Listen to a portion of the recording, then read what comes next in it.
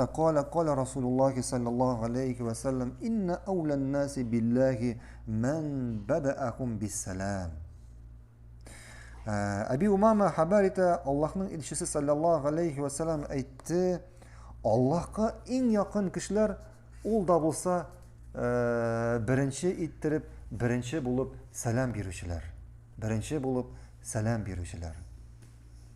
Allah Adam aleyhisselamni borliqqa keltirgandan so'ng eng birinchi anga farishtalarga borib salom berishga amr etdi.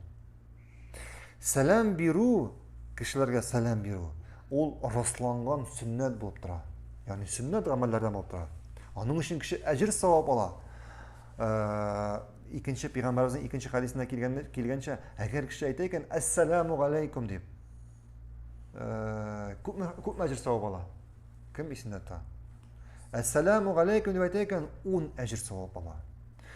Endi assalomu alaykum va rahmatulloh deb aytar ekan 20 ajr savob oladi. Assalomu alaykum va rahmatullohi va barakatuh deb aytar ekan 30 ajr savob oladi. Ya'ni shunday yengil amal, yengil amal ham onun nida zo'r ajr savobi. Shuning payg'ambarimiz sollallohu alayhi vasallam ikkinchi hadisda aytdi, salom beru u bir-biringizni yaratuvga sabab bo'lib turadi.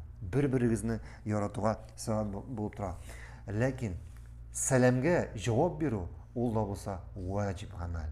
Agar senga salom berib, sen javob bermaysan ekan salomga, demak bu amaling uchun bu javob bermaganing uchun senga gunoh yozilacak.